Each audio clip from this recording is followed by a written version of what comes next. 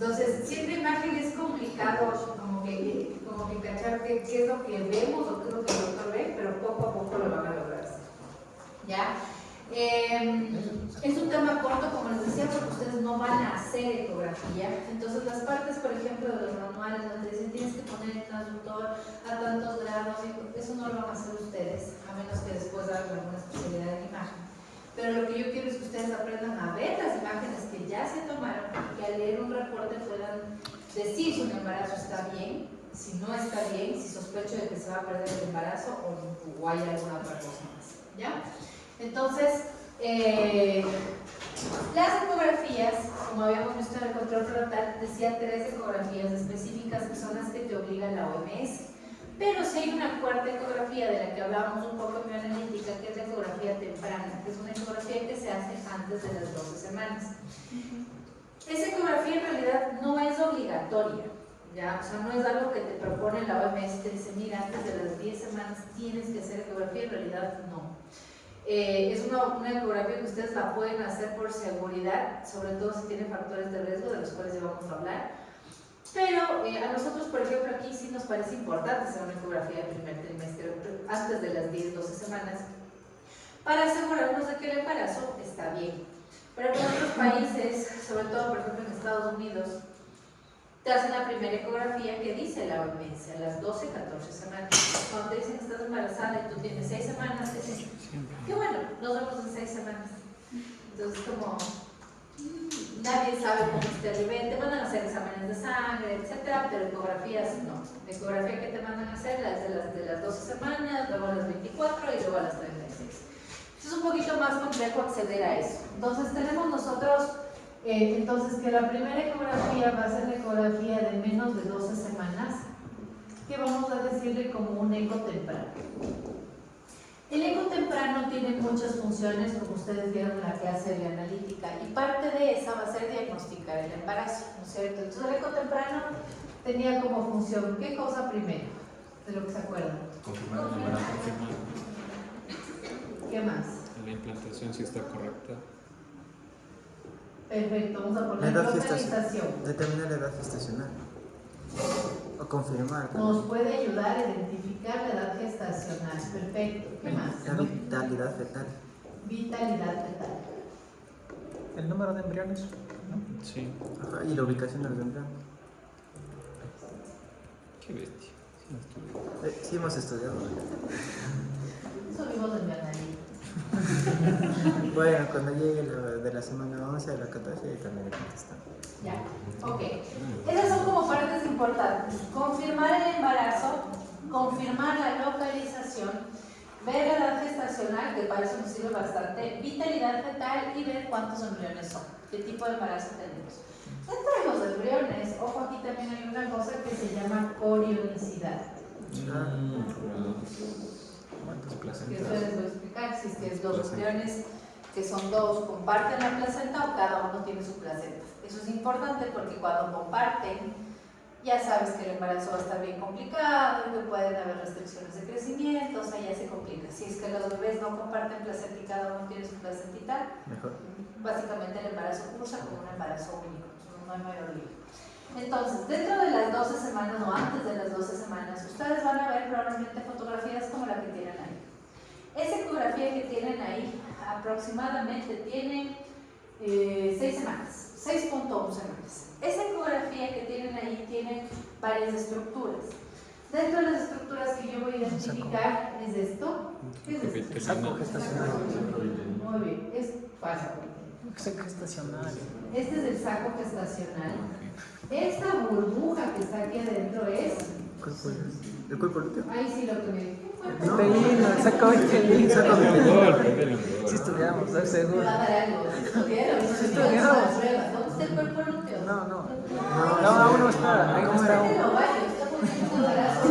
Disculpa, yo para imagen. Sí. A ver, vamos por partes. No sé cómo ir. Todo esto No sé cómo pensar. es el útero, ¿ya? Es que es culpa de nuestro profe de imagen. Para ubicarnos un poco. Ese es el útero, ¿ya? Aquí adentro del útero hay un saco, que es el saco gestacional. Esta burbuja que ven ahí es el saco vitelino. Y aquí, bueno, aquí yo le marqué un poco más, pero así. Aquí tienen el embrión, que es la longitud craneal, es una cosita blanca que está aquí, que va de aquí a acá. Esto es el embrión. Donde la ecografía medía esto que dice CL, que es, en algunos ecos le ponen como longitud cráneo rabadilla, o puede ser como LCC, que es longitud cráneo caudal, o a veces LCN, que es cráneo nada.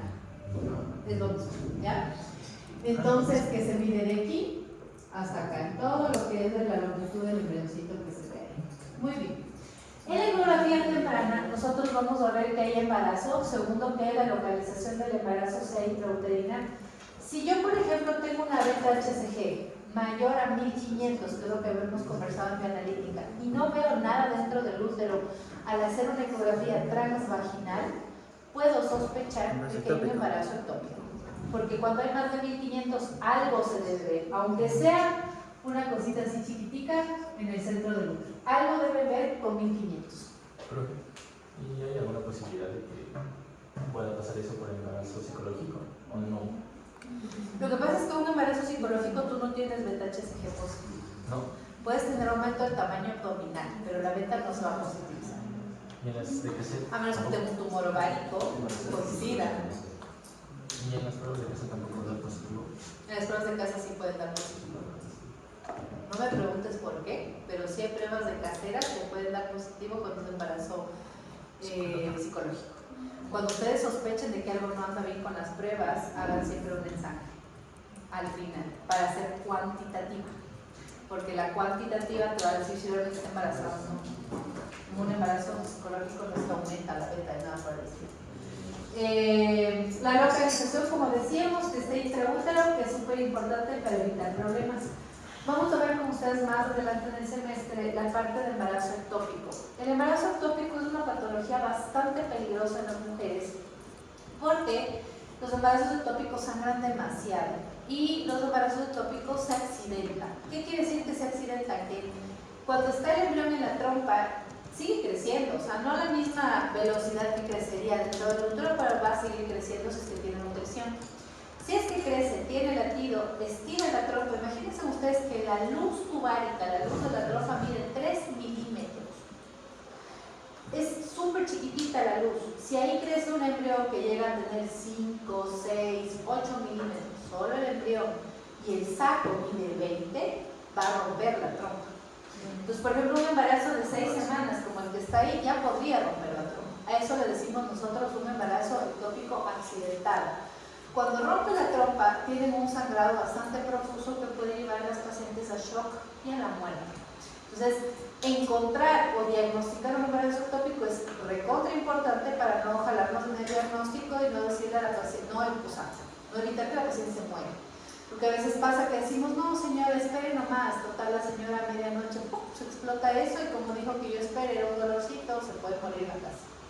Los embarazos ectópicos tienen que ser diagnosticados y de hecho la ecografía temprana nos ayuda a ver la localización para ver algo de más. Si yo hago una ecografía, estoy consciente de que tiene beta HCG y tiene exactamente 1500 o 1400, hacen la ecografía y no ven nada, esperen un poco más. Esperen a que suba un poquito más la beta y repiten la ecografía. Las ecografías para repetir y ver cambios significativos se repiten a los 7 a 8 días. Siempre que yo quiera ver un cambio significativo en la ecografía, tengo que pedirla después de 7 a 8 días. Si en 7 a 8 días no hay cambio y no hay nada definitivamente en el útero, es un ectópico. Porque además en 7 a 8 días la beta debe estar en muchísimo más que 1500. ¿Ya? La otra es la edad gestacional. Como les decía, esta longitud cráneo-rabadilla, cráneo-nala, cefalocaudal, lo que nos ayuda es al cálculo. Aquí, por ejemplo, dice que el CDL es de 4.3 milímetros. Y la ecografía ya te calcula que tiene 6.1 semanas. Entonces, la ecografía te dice clarito cuánto tiene de edad gestacional según lo que tú mides en el embrión. Si el embrión mide 4 milímetros y tiene 6.1 y la paciente no tenía idea cuándo fue su fecha de última regla ni nada por el estilo, ya con eso ustedes pueden ir calculando la edad gestacional. ¿Cómo voy a extrapolar esta fecha o cómo voy a hacer que a partir de aquí yo pueda sacar una fecha de última regla? Ustedes saben que tenemos la FUM, ¿no es cierto? La súper importante para calcular la edad gestacional. Y digamos que es un dato más fácil. ¿Por qué? Ok, yo tengo la ecografía 6.1, vamos a imaginarnos que esta ecografía es del día de hoy, 16 de abril del 2026. ¿Ya? El problemita es que la paciente cuando llega a las 40 semanas, quizá ya no tiene esta ecografía. Y si el médico no apuntó en qué fecha la paciente tenía 6.1 semanas, hasta el final el médico va a estar perdido en la edad gestacional. Nunca le va a atinar a saber si ya está maduro, si ya puede salir, si no puede salir. Entonces siempre te queda la duda. Algo importantísimo con uno diagnóstico de embarazo es calcular exactamente la edad gestacional. No vaya a ser que por ahí a alguien se le ocurra decir, no, este bebé tiene algún problema, lo voy a sacar tranquila, ya está maduro, lo sacas y el bebé sale prematuro. Si usted saca un bebé prematuro sin ningún motivo específico o que pueda compensar el hecho que le haya sacado prematuro, se va preso. Porque ese bebé va a necesitar estar en terapia intensiva, con respirador, se puede complicar, se puede morir, los prematuros se infectan, o sea, es toda una cadena de eventos. Entonces, siempre vamos a necesitar la FUM. La fecha de última regla para nosotros es una manera que tenemos de calcular cada vez que la paciente viene a consulta cuál es su edad gestacional. Entonces nosotros tenemos que ver ahí, por ejemplo, si es que el 16 de abril la paciente ya tenía 6.1 semanas, vamos a calcular cuándo fue su fecha de última regla. ¿Cómo harían eso? Restándole a nuestra fecha 6 semanas y un día. ¿Me ayudan? No, réstale 6 semanas. 16 de abril. ¿Qué semanas son? Sí, de resto se hace 36 días, o sea que restarle un mes 4 días. O sea que sería el 16, 12 de Para marzo. inventarnos una fecha. 12 de marzo. 11 de marzo del 26. No, pues sí había que restarle. No, sí, de marzo. 16 de marzo. ¿No? No de marzo, pero 12 de marzo. Si usan el calendario es más fácil. Claro. Si abren el calendario es más fácil ir restando. Si hoy tiene 6.1, ayer tenía 6, antes de ayer tenía 5.6, así. Van restando hasta el día 0, que sería la fecha de última regla, que vamos a suponer que es el primer día de la regla. Hay pacientes que te dicen, doctora, ¿pero por qué me pide la fecha de última regla si es el primer día que sangré la última vez? Porque la FUM no es cuando terminó su menstruación, sino cuando empezó. ¿Ya? Acuérdense siempre que uno pregunta la fecha de última regla es cuando inició tu última regla. ¿Ya? Entonces, esta es una fecha que a nosotros nos sirve como médicos. ¿Por qué? Porque yo no sé exactamente cuándo se embarazó. O sea, es medio difícil decir, sí, la señora se embarazó el día lunes a las 9:30 de la mañana. No tengo idea de qué estaba haciendo la señora a las 9 de la mañana, no sé. Entonces, yo no puedo saber cuándo se embarazó y por eso nosotros usamos como referencia la fecha de la última regla. Obviamente, los bebés pueden tener ahí una alteración con más o menos 8 días, que es donde casi uno empieza a ovular. Siempre hay un margen de error de más o menos 8 días que pueden tener ecografías y se considera normal. ¿Ya? Entonces, por ejemplo, yo extrapolando me sale el 4 de marzo del 2026, debió haber sido la fecha de última regla para que esta señora tenga 6.1. Yo extrapolo así, con el calendario y voy restando los días, para tener una fecha de última regla que sea confiable. ¿Cómo hago esto? Dependiendo del eco. Supongamos que la paciente usaba un implante y estuvo en amenorrea 3 años y ahora se embarazó. Ok, vamos a tener como que su fecha de última regla fue el 4 de marzo. Y en base a esa fecha vamos a calcular siempre las edades gestacionales de la paciente para no equivocarnos. Cuando el embrión es bien chiquito, la edad gestacional se equivoca menos. Ustedes vieron que en la ecografía del segundo trimestre, del tercer trimestre, también se calcula la edad gestacional, pero ya no es muy fiable. Más lo que te interesa realmente es el peso. Ya cuando ustedes empiezan a ver diámetro biparietal, fémur, pancita, circunferencia abdominal, es más para ver peso que maduración fetal. Realmente para ver edad gestacional es la ecografía del primer trimestre. Porque después ya no sabemos qué puede pasar, puede ser que el bebé tenga una restricción, que tenga alguna otra cosa y vaya variando el peso. La vitalidad fetal, vamos a ver si es que el bebé tiene latido o no tiene latido. Casi siempre las ecografías se comportan de esta manera. Cuando nosotros tenemos 4 semanas de gestación, ya debería verse el saco gestacional. Puede ser que a las 4 semanas o al mes solo tenga saco gestacional y eso es completamente normal. De las 4 a las 5 semanas debe haber saco gestacional más saco vitelino.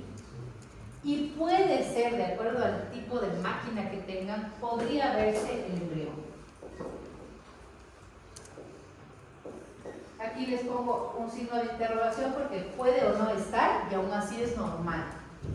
Si tengo una ecografía de 5 a 6 semanas, debe haber saco vitelino, debe haber saco gestacional, debe haber embrión. Y cuando tengo más de 6 semanas, debo tener saco gestacional, saco vitelino, más embrión, más frecuencia cardíaca positiva.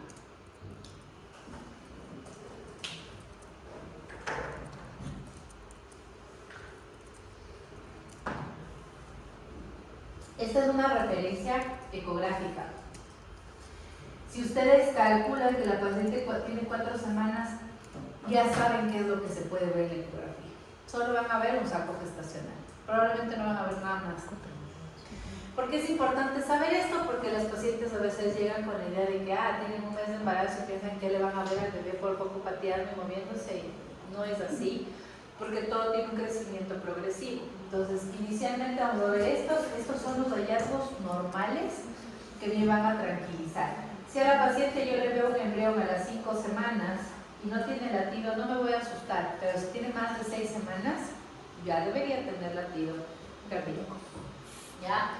¿Qué más? Vamos a ver el número de embriones, obviamente. Vamos a ver si hay uno, si hay varios, y vamos a ver también los sacos gestacionales, si hay uno o si hay 2 o 3 o lo que haya, ¿no?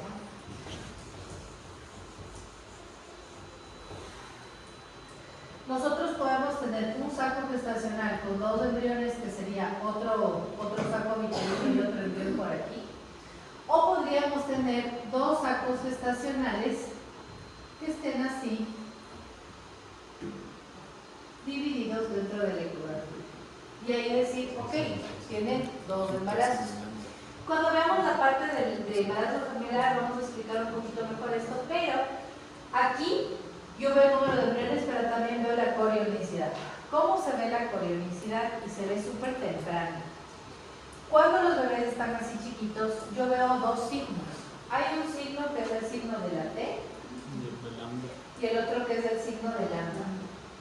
Y realmente es así, ¿no? Pero el signo de lambda significa que es bicorial. Esto quiere decir que cada bebito tiene su placenta. Y en el signo de la T yo tengo un embarazo monocorial. O sea, quiere decir que una sola placenta trabaja para los 2 bebés.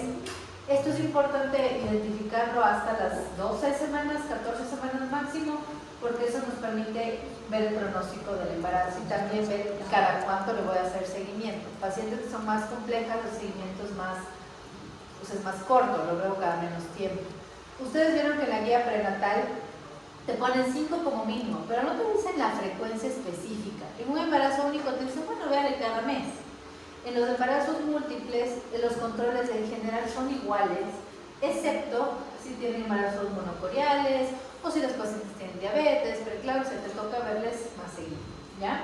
Aquí nosotros tenemos, por ejemplo, en este que yo les dibujé, si ven aquí un signo de lambda,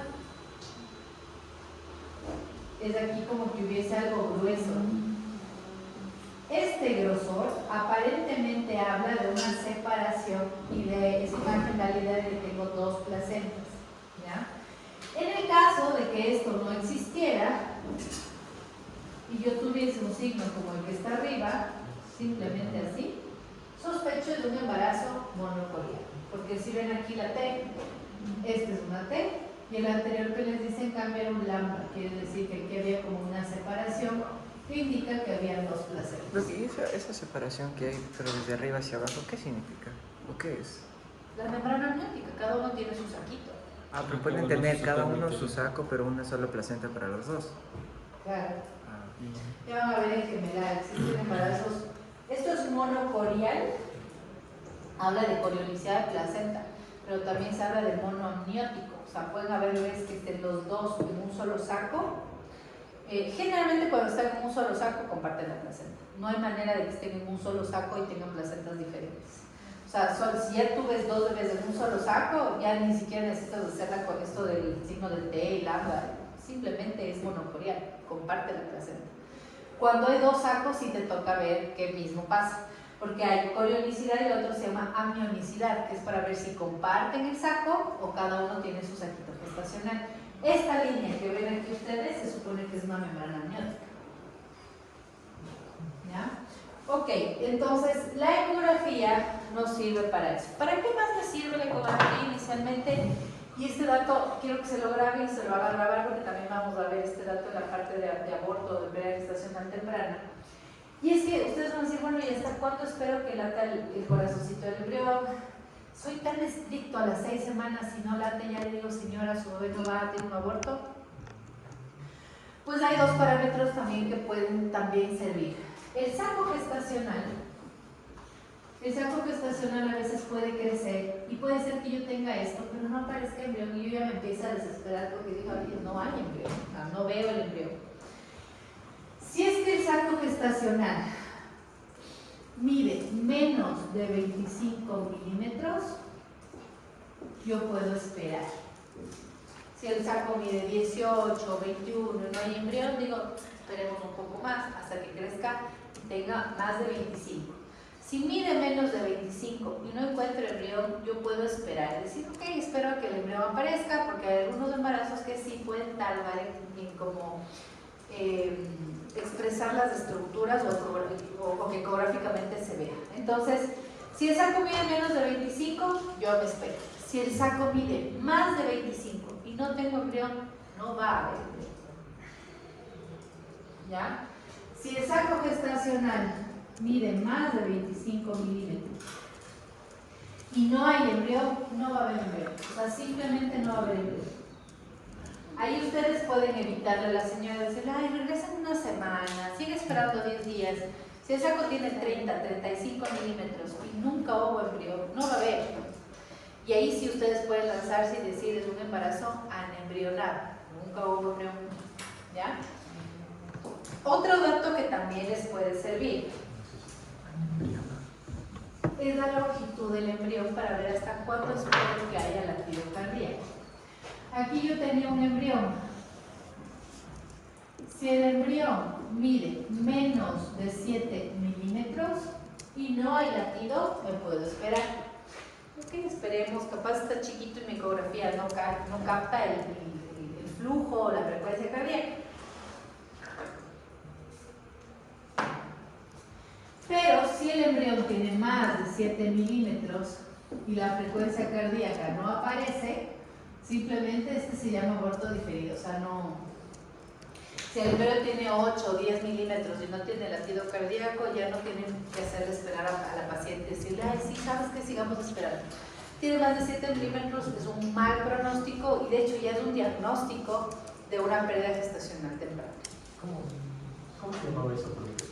Aborto diferido, pero eso no se estresen ahorita porque vamos a ver eso, pero es una pérdida gestacional temprana. ¿Qué es lo importante de aprender a ver estas ecografías? Lo básico, si el saco mide más de 25 y no tengo embrión, ya no va a aparecer. Si el bebé tiene más de 7 milímetros, o sea el embrioncito tiene más de 7 milímetros y no tiene frecuencia cardíaca, no va a tener. ¿Ya? ¿Por qué decirles esto? Porque sí pasa que a veces uno ve todo perfecto, ves un embrión de 5 y dices, qué raro, veo el embrión pero no le veo el corazón. No puedes lanzarte a decir que es una pérdida gestacional hasta que no cumpla la longitud que dicen los textos. Porque sí pasa que a veces uno ve de 5 y dices, no hay latido, no, yo creo que es un aborto diferido o este bebé no va. Viene la siguiente semana y el bebé está ahí, con el latido normal. Entonces, si no vemos estos parámetros específicamente, sí podemos terminar embarazos que sí es viables. Entonces, por ahí hay que tener un poco de cuidado. Doc, en el caso... Hasta aquí preguntas. Una consulta, Doc, en el caso de que el saco gestacional tenga la longitud suficiente, casi siempre nosotros nos esperamos para buscar al segundo embrión. O sea, nos dijo que no iba a haber embrión. Ahí en ese caso no esperamos, ¿verdad? O sea, si mide más de 25 milímetros el saco gestacional, no va a haber embrión. O sea, si tú le mandas a hacer una ecografía y te dicen que el saco mide 35 y no ven embrión, ¿ya qué vas a esperar? Okay. Ya 35 ese saco no hay embrión. El problema es que cuando no hay embrión, a pesar de que no hay embrión, el saco puede seguir creciendo, pero no hay embrión. Entonces es un embarazo que no va. Por eso es que siempre esta ecografía del primer trimestre es bastante útil. Es bastante útil para tranquilizar a la gente, para que los pacientes se queden en paz. Lo que sí es problemático es cuando esta ecografía se hace demasiado temprano. Cuando ustedes hacen una ecografía a las 4 semanas y ven apenas un puntito negro que aparentemente es del saco gestacional, la ansiedad de las pacientes es brutal porque a la semana ya le quieren ver al embrión y a la semana lo máximo que vas a ver quizá es el saco vitelino. Entonces, esos embarazos son como que se demoran full. Los pacientes dicen, no, es que ya le quiero ver. Y recién a las 6 semanas puedes ver un embrión con latido realmente, que es donde más o menos tiene más de 7 milímetros. ¿Cómo se ve el pseudosaco gestacional? O sea, ¿cómo se interpreta en la ¿Cómo ecografía? se usa gestacional? Otra vez que el libro decía Ajá. que en el caso de un embarazo ectópico vamos a tener beta-HCG más de 3500 y vamos a tener un pseudosaco que no tiene Tienes doble un saco, pero vacío. sí. Imaginémonos que aquí está gris, que todo esto está gris y tiene una bolita así dentro del endometrio, como un saco gestacional. Es igualito un saco gestacional, pero vacío. Es que solo decía que había líquido. Pues, Esto es líquido. No, pero en el pseudosaco. Esto es Solo líquido. líquido. El pseudosaco ya. es un saco O sea, lo que gestacional. falta es el saco vitelino. ¿Cómo? Lo que faltaría ahí es el saco Lo que vitelino. pasa es que es un pseudo saco, le dicen es un pseudo saco porque no es en realidad un saco gestacional. Parece el saco gestacional porque aquí cuando tú generas beta-HCG se acumula de líquido, o que más bien que líquido es sangre. Se acumula de sangre porque el endometrio está grande, está lleno de flujo porque se supone que iba a causar un bebé, pero el bebé no está ahí, sino fue. Entonces, en los embarazos ectópicos los pacientes pueden tener sangrado genital. O sea, claro, después él se da. Porque el endometrio está gigante, estaba esperando que venga el bebé y el bebé se pegó la trompa. Y aquí tienes un saco igualito a este, pero bien chiquito, pero claro, ahí no tienes nada, está vacío, solo tienes líquido. ¿Ya parece correcto?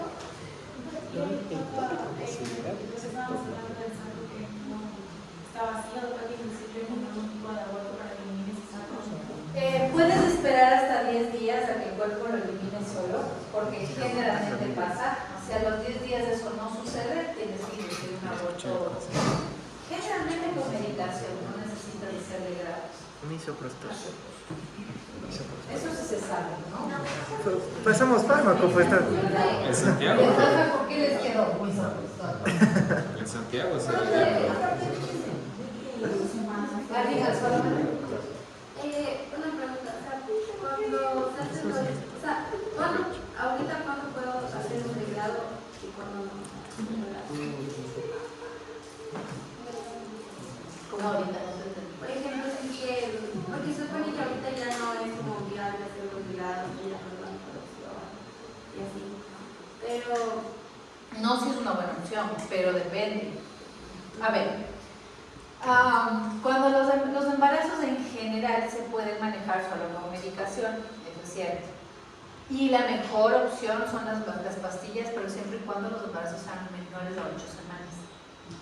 Es mucho más, digamos, fácil que la paciente no tenga que ser intervenida haciéndose un legrado.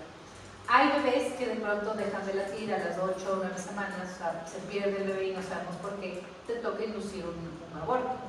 Y si tienen menos de 8, das medicación y es más que suficiente. Si tienen más de 8 semanas, puedes dar medicación, pero digamos que la efectividad va disminuyendo un poco. Ya pasadas las 8 semanas te toca explicarle a la paciente que inicialmente se daría medicación, pero si es que la medicación no funciona, te toca hacer un legrado.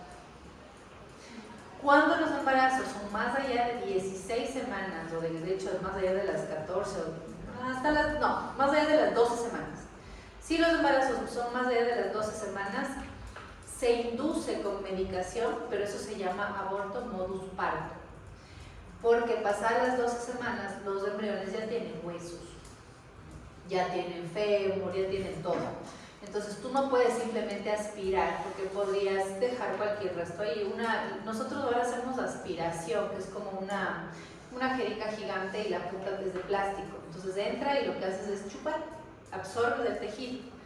Pero cuando ya un bebé, un embrioncito tiene huesitos, ya no va a salir como una cánula de esta, sino que lo más lógico sería que la mujer dé algo así como a luz. Por eso se llama aborto modus parto, porque tiene dolores, dilata el cuello y sale el embrión, y sale entero. La idea de hacer eso es que no haya huesitos ni partes que se queden incrustadas en el útero, porque cuando hacen abortos, por ejemplo, de manera clandestina, ese es uno de los problemas. En los abortos muy grandes, y hemos visto, ¿no?, que a veces quedan restos óseos en el endometrio, años después de un aborto. Entonces los pacientes después quieren embarazarse y ya no pueden, porque ese resto óseo genera una reacción inflamatoria local o crónica, entonces no se va a poder embarazar. Entonces los abortos que se hacen de manera clandestina, la mayoría, no voy a decir todos porque yo sé que hay médicos que hacen eso, que no es legal, pero lo hacen. Pero cuando la gente que lo hace de manera clandestina, por lo general, ahí sí les puedo decir que he conocido a algunas personas que hacen eso y no son médicos. La mayoría que lo hace de manera clandestina son gente que trabajó en un hospital y sabe cómo se hace, pero no son médicos, son auxiliares, la gente de limpieza y saben cómo hacerlo, porque están ahí pilas de lo que hacen los doctores. Y cuando hacen eso, claro, solo absorben y hacen lo que sea, les perforan, les infectan, y ya pues ahí vienen todos sus problemas de cuando se hacen abortos clandestinos. Ese es el pero de que aún no sea totalmente legal. Ese es como no sé qué decir, ahí es como complicado. Al menos yo, por ejemplo, no estoy de acuerdo con el aborto, pero hay casos en los que tal vez depende de la paciente, o sea, no me parece que es algo que se deba probar como, sácate un diente. Es mi opinión personal, tal vez no estén de acuerdo y es respetable, pero para mí no es sacarse un diente de un bebé, es complicado y aparte es quitarte una responsabilidad de adulto. O sea, cuando tú haces algo, como dicen, cuando tú tienes responsabilidades, sabes que todo acto tiene una consecuencia, ¿no? Pero hay casos específicos que la ley sí debería tomar en cuenta, ¿ya? O sea, una violación, un bebé súper mal formado, o sea, sé cositas que tal vez por ahí podría ser como en un caso extremo sí, porque aquí nada es legal, incluso si el bebé viene sin cabeza a veces te dicen ni modo, o sea, hasta que deje de latir. Entonces es un poco triste para la mamá eso también, entonces sí hay cositas que ahí, ese es un tema muy discutible, pero cuando lo hacen de manera ilegal, que bueno, la mayoría aquí serían de esa manera, cuando los hacen bien clandestinos sí generan problemas. Por esto que les digo, o a veces aspiran demasiado y te quitan la capa basal, que es la que genera endometrio. Ya no vuelves a tener endometrio, te quedas en amenorrea y ese endometrio no crece, entonces ¿cómo te vas a embarazar? Eso se llama síndrome de Asher, cuando te quitan toda la capa de endometrio, o sea, te rasparon tanto que te dejaron sin endometrio, sin posibilidad de que se vuelva a regenerar. Pero, como te digo, las opciones siempre son dependiendo de la edad gestacional. Dependiendo de la edad gestacional se dan las dosis, dependiendo de eso se hace o no se hace un degrado o se hace solamente tratamiento clínico. Hay pérdidas, por ejemplo, de 6 semanas. Meterle a un quirófano probablemente no sea lo más adecuado porque a las 6 semanas sabes que el miso va a funcionar y puedes hacer un aborto clínico en alguien que a las 6 semanas, yo que sé, el embrioncito no tenía latido, entonces haces un aborto clínico y ya. Y generalmente funciona bien. ¿Cómo que te quedas sin tiempo? Ahí vamos a hablar después cuando hablamos del tópico, pero depende. Si el bebé tiene embrión en frecuencia, te toca sacar probablemente la trompa. Si el embrión existe y no tiene frecuencia o no hay embrión, solo hay saco, puedes darle medicación. Esta ecografía que tienen aquí, por ejemplo, es una ecografía de un embarazo múltiple. ¿Sí ven acá? Esta es una ecografía normal, donde ustedes tienen esta línea que yo les había dibujado en la imagen anterior. Y aquí está un embrión y aquí está el otro embrión. Claro, aquí ya están grandes, ¿no? Y esta parte de aquí, si ustedes ven, es como ancha Es un signo de Lambda. Esto quiere decir que el embarazo es bicorial, o sea, si hay dos placentitas. Y cada uno tiene su saco veterino también. Sí, claro. El saco vitelino de los bebés, mira, aquí hay un saco ¿Qué? vitelino. ¿Dónde va a estar? Yo quiero otro saco vitelino. Ah, El saco vitelino es una estructura que genera los glóbulos rojos de los embriones, o sea, te genera tu propio tipo de sangre. Y al final, el embrión, el saco vitelino que parece que está allá afuera, se incluye dentro del intestino anterior, se mete. Somos medio rosa. Saco veterino. Sí, claro. Cada bebé puede tener su tipo de sangre diferente, completamente. En donde a veces pueden compartir características de ese tipo, y obviamente los caracteres sexuales, fenotipo y genotipo, donde sí se comparte es cuando son gemelos. Una cosa es ser gemelos y otra cosa es ser mellizos. Claro. Gemelos son dos bebés que salieron de un mismo cigoto, entonces comparten toda la información genética, son iguales, son del mismo sexo, tienen hasta la misma ceja, o sea, son copias. Pero mellizos quiere decir que en ese embarazo hubo dos cigotos, hubo un espermatozoide con un óvulo, otro espermatozoide con otro óvulo. Entonces cada uno tiene su carga genética diferente. Puede haber hombre y mujer, mujer y mujer, pero no se van a parecer. Por eso los mellizos no se parecen, o sea, son como dos hermanos, pero tendrán sus cosas medio parecidas por ser hermanos, pero no son idénticos. Y también son así los presentes en los dos. Claro. En gemelos tú puedes tener dos placentas o una. En mellizos nunca vas a tener una placenta, siempre dos. Entonces se ve mellizos. Puede ser, o puede ser gemelos. Ah, sí podrían haber gemelos con dos placentas distintas. Claro. Y eso ya lo de... Los gemelos tienen la posibilidad de cada uno tener placenta o de tener una sola placenta. Los mellizos no tienen posibilidad de compartir placenta, siempre van a ser placentas individuales. ¿Y cómo hago ese diagnóstico de embarazo gemelar? ¿Cómo se diferencia? Hasta En el Pero ¿cómo sé si que no son mellizos? ¿Cómo descarto? Chicos, estoy hablando media hora, no sean así. Esto me dice a mí que es un embarazo múltiple. Están todos gigantes, hermano. ¿Cómo Pero, diferenciar si ¿mellizos es o un gemelos? embarazo gemelar? Es medio complicado ecográficamente. La única manera, por ejemplo, que es así como bien fiable, si ya crecen y tú te das cuenta que este es hombre y este es mujer, ¿qué será? Mellizos. No pueden ser gemelos. Si son mellizos, entonces tengo dos placentas y se acabó. Los mellizos nunca van a compartir placenta, cada uno va a tener su placenta. Por eso son diferentes, cada uno es como un embarazo particular. Entonces, sí, esa es una de las cosas que te pueden servir. A veces sí pasa que los embarazos ya pasan a tener 16, 18 semanas, esos rayos, yo no le pude ver la conicidad y ahora tendrá una, dos placentas. Si es que tiene suerte y son de sexos diferentes, son mellizos y dijiste ya hice el diagnóstico. El lío es cuando tienen el mismo sexo. Si son dos mujeres y dos hombres, ni idea. No tienes idea, porque pueden ser mellizos, pero también pueden ser gemelos. Ahí sí, hasta que nazcan. Ya cuando nacen, tú les ves físicamente y obviamente ves si hay dos placentas o una. Solo ahí.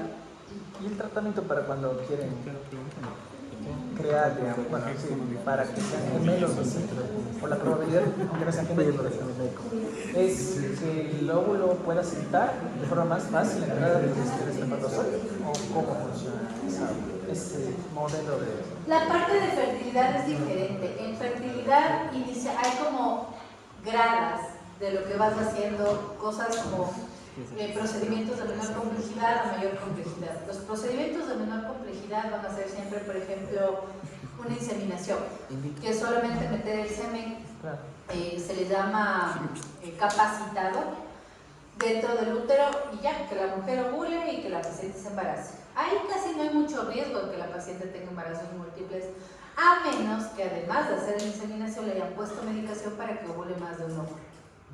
¿Ya?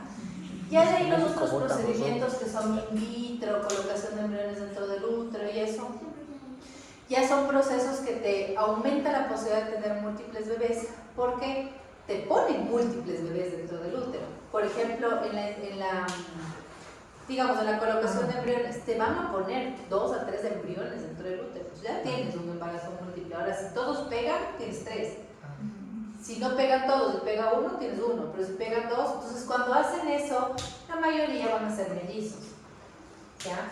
La mayoría porque te están poniendo 2 embriones, cada uno tendrá su placenta X. La mayoría son mellizos o No trillizos. puede querer tener mellizos. ¿Ve?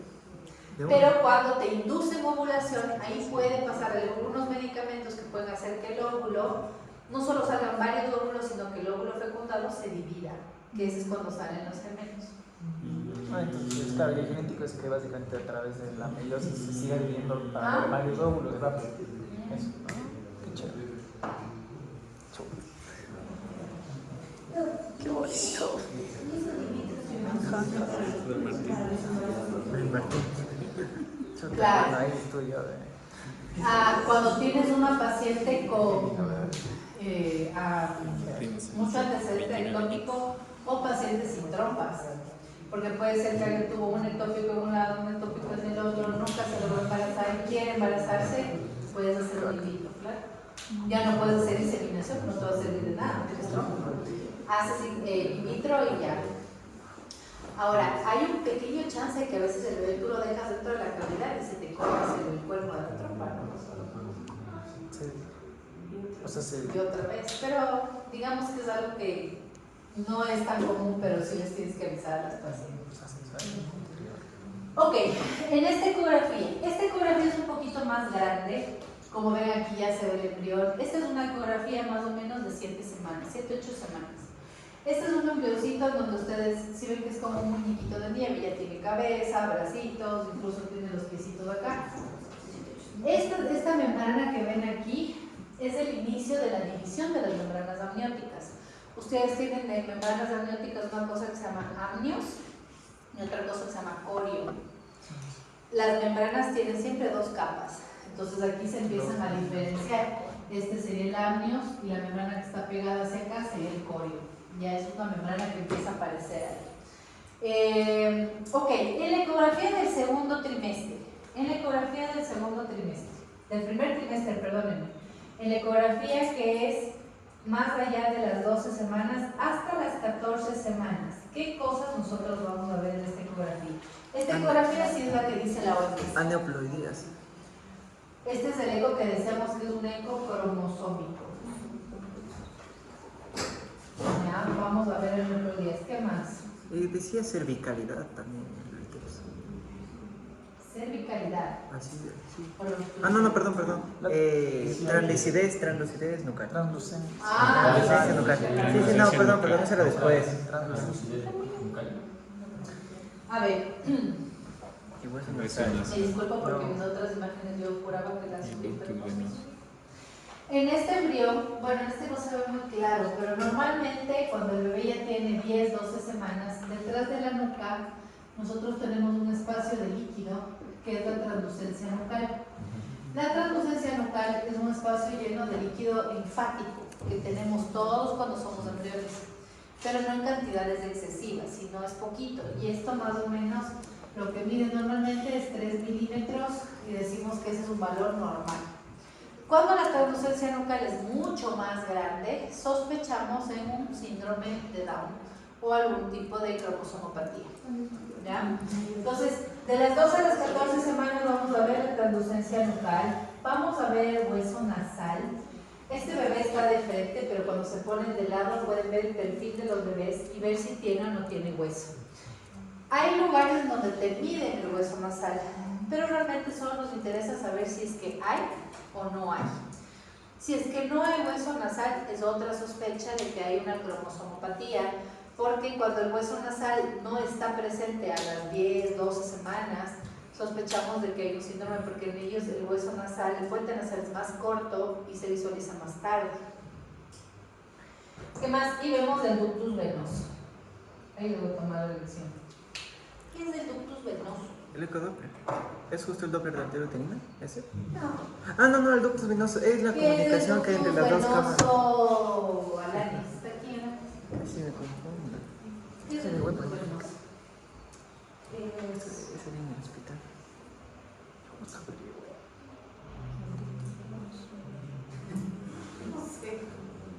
Giovanna.